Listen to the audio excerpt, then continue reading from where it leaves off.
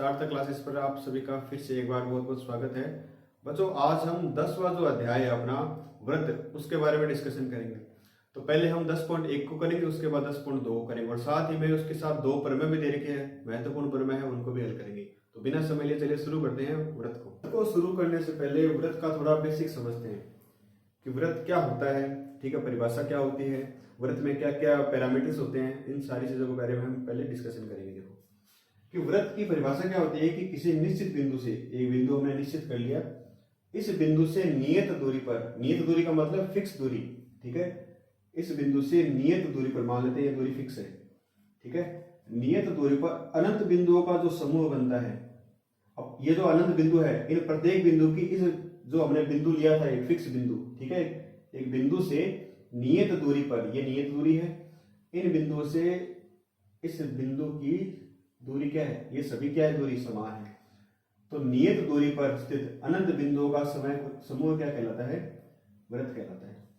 दोबारा सुनो, किसी बिंदु से नियत दूरी पर स्थित अनंत बिंदुओं का समूह क्या कहलाता है, व्रत कहलाता है। और ये जो समूह बनता है अनंत बिंदुओं का, क्योंकि यहां से दूरी सबकी समान है, इसका मतलब ये क्या बनेगा, एक ऐसा पथ बनेगा जो क्या होगा, वृत्ताकार होगा, जो सर्कुलर फॉर्म में होगा, ठीक है। जो ये फिक्स बिंदु है, ये वाला, इसको हम क्या कहते हैं, वृत्त का केंद्र कहते हैं। ये होता है वृत्त का केंद्र। ये जो नियत दूरी जो हमने ली, इसको हम कहते हैं वृत्त की त्रिज्या। क्या कहते हैं, वृत्त की त्रिज्या।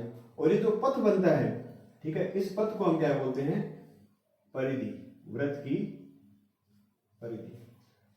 तो वृत्त में तीन चीजें क्या क्या होती है, देखो सबसे महत्वपूर्ण, एक तो वृत्त का केंद्र, जो नियत दूरी हम लेते हैं उस दूरी को क्या कहते हैं, वृत्त की त्रिज्या कहते हैं। और जो समूह बनता है, वृत्ताकार जो समूह बनता है, अनंत बिंदुओं का समूह, क्या वो क्या कहलाता है, वृत्त की परिधि कहलाता है, ठीक है। अब इसके बाद देखते हैं कि वृत्त में और क्या क्या होता है, तो चलो देखते हैं। देखो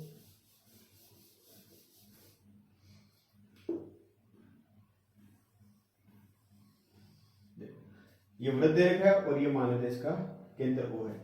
केंद्र को हमेशा हम O से लिखेंगे। O से क्यों लिखते हैं, क्योंकि O फॉर ओरिजिन, इंग्लिश में बोलते हैं ओरिजिन, और हिंदी में लिखते हैं केंद्र, इसलिए हम O से रिप्रेजेंट करेंगे, ठीक है।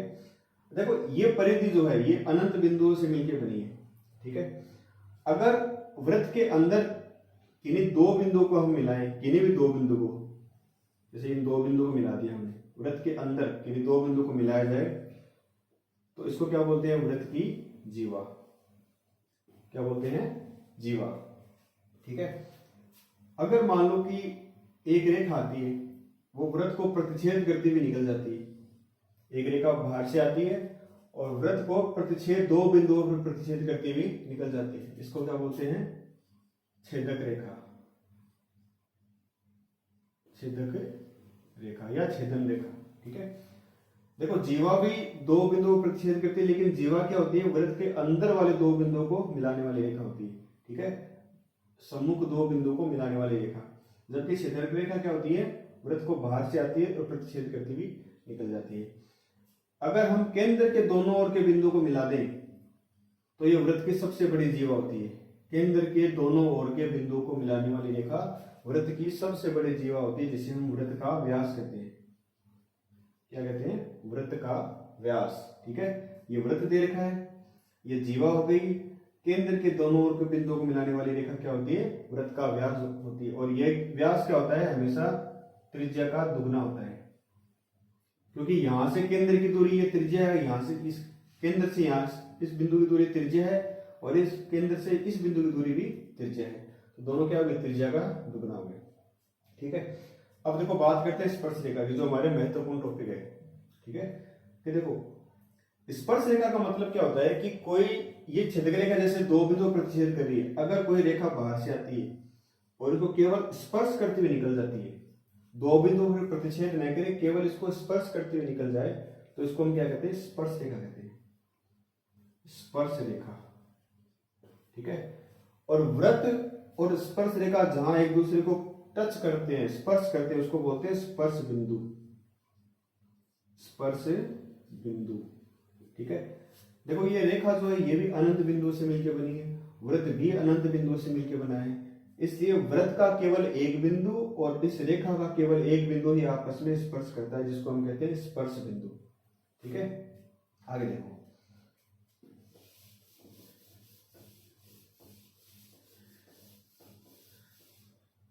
जैसे एक वृत्त बना दिया ये वाला, ये आ गया इसका केंद्र। अब ये होता है कि वृत्त में कितनी स्पर्श रेखाएं खींच सकते हैं। ठीक है, इस पे दो सवाल बनते हैं कि वृत्त पर कितनी स्पर्श रेखाएं खींच सकते हैं, कितनी स्पर्श रेखाएं बनाई जा सकती है। देखो वृत्त अनंत बिंदुओं से मिलकर बना होता है, एक बिंदु पर हम एक स्पर्श रेखा बना सकते हैं, इसका मतलब अनंत बिंदु पर कितनी बनेगी, अनंत स्पर्श रेखा। तो केवल स्पर्श रेखा की बात करें तो क्या आएगी, अनंत स्पर्श रेखा है, अनंत स्पर्श रेखा।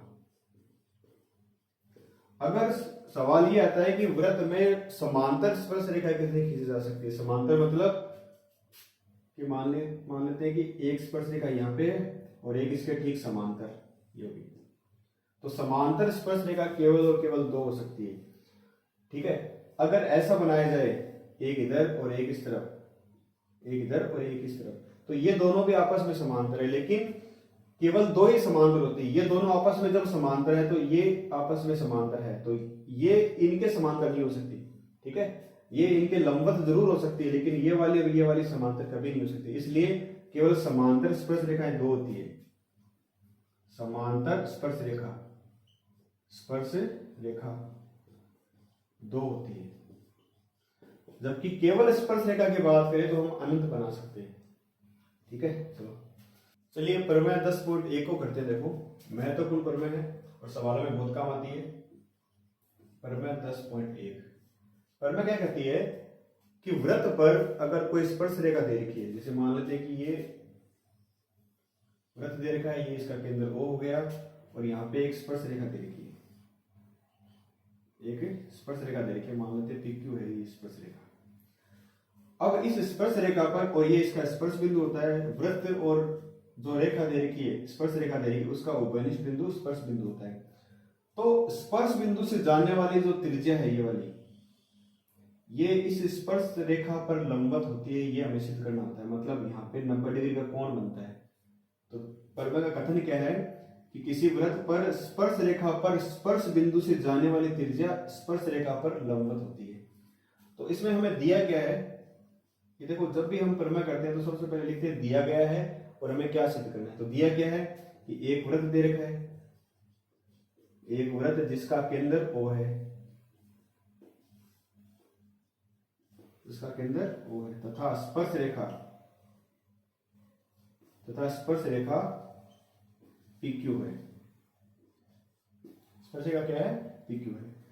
वह स्पर्श बिंदु इसको हम कोई भी नाम देते हैं, जैसे M देते हैं, स्पर्श बिंदु M है। अब हमें स्पर्श बिंदु का पता है कि क्या होता है, स्पर्श रेखा और वृत्त का क्या उभयनिष्ठ बिंदु। सिद्ध क्या करना है, सिद्ध करना है, क्या करना है कि जो कोण बनता है यहाँ पे, कोण OMQ या OMP, ये क्या है 90 डिग्री है। मतलब OM लंबवत PQ, ये हमें सिद्ध करना है। OM जो है इस स्पर्श रेखा पर क्या है, लंबवत है, अर्थात कोण OMQ बराबर कोण OMP बराबर 90 डिग्री, ये हमें सिद्ध करना है। करेंगे कैसे, देखो अभी मैंने क्या बताया था कि ये जो रेखा है, ये स्पर्श रेखा है, ये अनंत बिंदुओं से मिलकर बनी है, ये वृत्त भी अनंत बिंदुओं से मिलकर बना है। इसका मतलब इन दोनों का केवल एक बिंदु ही आपस में स्पर्श करता है, बाकी इस रेखा के जितने भी बिंदु है इस वृत्त के क्या है, बाहर दे रखे। ठीक है, बाहर बनेंगे। कोई भी बिंदु अगर यहाँ पे ले, इस रेखा पर अगर हम कोई भी बिंदु लेते हैं, जैसे मानो बिंदु यहाँ पे लेते हैं हम N, या कोई भी बिंदु जैसे PQ, इसको ले लेते हैं A, कोई बिंदु A ले लिया, अगर इसको केंद्र से मिलाए तो ये बिंदु कंफर्म कहाँ होगा, वृत्त के बाहर होगा। अगर हम इस स्पर्श बिंदु के ठीक पास वाले बिंदु को भी लेंगे तो भी वृत्त के क्या होगा, बाहर होगा। अगर कोई बिंदु वृत्त के बाहर है तो उसकी जो लंबाई है OA, वो हमेशा इस त्रिज्या से क्या आएगी, ज्यादा आएगी, इससे हमेशा क्या आएगी, ज्यादा आएगी। और न्यूनतम वाली क्या होती है, हमेशा लंबवत होती है। ठीक है, न्यूनतम वाली, इसको अभी 90 डिग्री नहीं बनाएंगे, न्यूनतम जो होती है वो क्या होती है, हमेशा लंबवत, क्योंकि ये जो दूरी है ये क्या होगी, इससे क्या होगी, कम ज्यादा होगी। अगर मैं कोई और भी बिंदु लूं या कहीं भी बिंदु ले, या इसके ठीक पास वाले बिंदु क्यों न ले और उसको केंद्र से मिलाएं, वो सभी क्या होंगे, इस रेखा के सभी बिंदु केवल इस स्पर्श बिंदु को छोड़कर सभी बिंदु वृत्त से बाहर होंगे। अगर उनको केंद्र से मिलाया जाए तो वो त्रिज्या से क्या होंगे, बड़े होंगे। ठीक है, और न्यूनतम क्या होगी फिर त्रिज्या, और न्यूनतम हमेशा क्या होती है, लंबवत होती है। ठीक है, तो थोड़ा रचना में लिखना पड़ेगा। रचना में कि माना PQ स्पर्श रेखा पर कोई बिंदु A स्थित है तथा A को केंद्र से मिलाया, A को केंद्र O से मिलाया। अब करते हैं उत्पत्ति या उपपत्ति, जिसको हम कहते हैं प्रमाण। प्रमाण मतलब प्रूफ कि चूंकि OA ग्रेटर देन OM, देखो जो हमने यहां पे लिखना था वो लिख दिया, क्योंकि इस पे एक बिंदु A लिया, केंद्र से मिला, ये हमें बार बार नहीं लिखना है। अब सीधा हमें आंसर लिखना है कि OA जो लंबाई है वो उस OM से क्या है, ज्यादा है, इसलिए न्यूनतम दूरी हमेशा लंबवत होती है,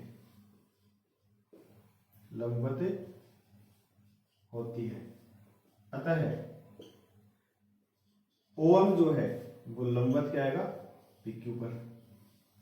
OM क्या आएगा, इस PQ पर लंबवत आएगा, क्योंकि OA जो है, ये जो दूरी है ये इससे क्या है, ज्यादा है। कोई भी बिंदु ले, इधर ले चाहे इधर ले, वो हमेशा क्या आएगा, वृत्त के बाहर आएगा। और वृत्त के बाहर अगर कोई बिंदु है और उसको केंद्र से मिलाए तो वो कन्फर्म दूरी त्रिज्या से ज्यादा है, और न्यूनतम दूरी हमेशा क्या होती है, लंबवत होती है। ठीक है, अर्थात कोण OMQ बराबर कोण OMP बराबर 90 डिग्री। और यही हमें सिद्ध करना था कि OM जो है स्पर्श रेखा पर लंबवत होता है। इस कथन को हम कई सवालों में काम में लेंगे। ठीक है, हमें ये प्रमेय याद रहे न रहे, लेकिन इसका कथन याद रहना चाहिए कि स्पर्श रेखा और त्रिज्या हमेशा क्या होती है, लंबवत होती है। लिखना है यहाँ पे, अतः स्पर्श रेखा तथा त्रिज्या परस्पर लंबवत होती है। लास्ट में ये लाइन लिखनी, स्पर्श रेखा तथा अतः स्पर्श रेखा व त्रिज्या परस्पर लंबवत होती है। और कौन सी त्रिज्या, वही त्रिज्या जो केवल स्पर्श बिंदु से जा रही है। अब त्रिज्या इसको बना दी, स्पर्श रेखा इधर है, त्रिज्या इधर बन रही है, तो वो कैसे लंबवत हो सकती है, केवल स्पर्श बिंदु से जाने वाली त्रिज्या ही स्पर्श रेखा पर क्या होती है, लंबवत होती है। तो ये अपनी थी 10.1 पर में। अब हम करते हैं 10.1 प्रश्नावली को। देखो 10.1 का जो पहला क्वेश्चन है वो कह रहा है कि एक वृत्त की कितनी स्पर्श रेखाएं हो सकती है, तो एक वृत्त पर अनंत स्पर्श रेखाएं हो सकती है। अगर समांतर की बात करता है तो केवल 2 हो सकती है। अब कह रहा है रिक्त स्थानों की पूर्ति करो। किसी वृत्त की स्पर्श रेखा उसे बिंदुओं पर प्रतिच्छेद करती है। स्पर्श रेखा केवल एक बिंदु पर प्रतिच्छेद नहीं करती, केवल स्पर्श करती है, केवल एक बिंदु पर। ठीक है, तो रिक्त स्थान का पहला क्या आएगा, एक बिंदु पर।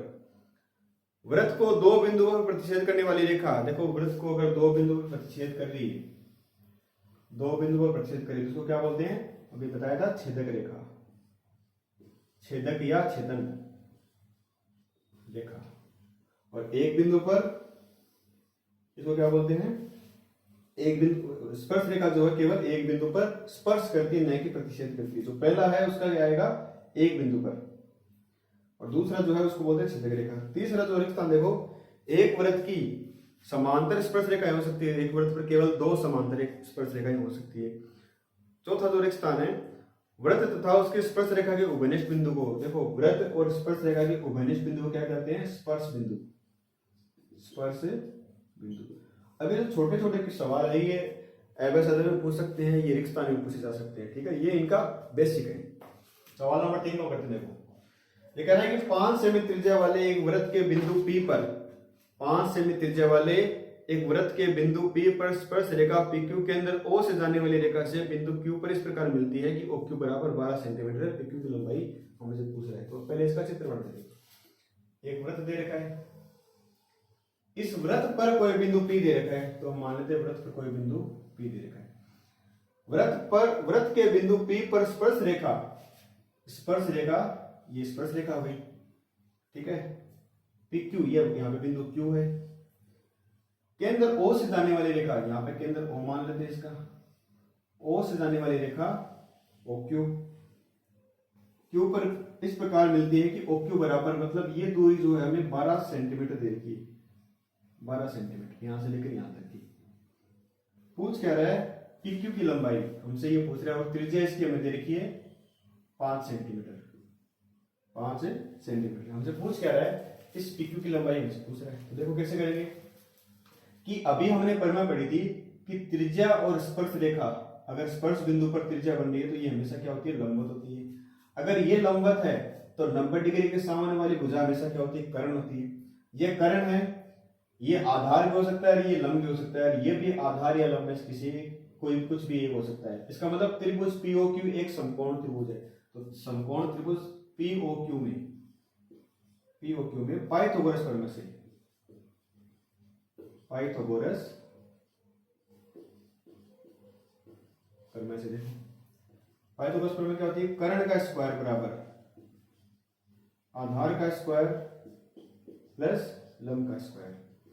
अब देखो ये जो सवाल जो दे रखा है हमें ऑब्जेक्टिव दे रखा है, लेकिन ये बिना मतलब ऑब्जेक्टिव में नहीं, केवल एक नंबर में सवाल पूछ सकते हैं कि ऑब्जेक्टिव नहीं आएगा, ठीक है। तो हमें पूरा प्रोसेस करना पड़ेगा। अगर ऑब्जेक्टिव में आता है तो आप सीधा सीधा मान रखो, कर्ण का स्क्वायर 12 का स्क्वायर, इसका स्क्वायर और ये पीक्यू का स्क्वायर, पीक्यू स्क्वायर हमें ज्ञात करना है।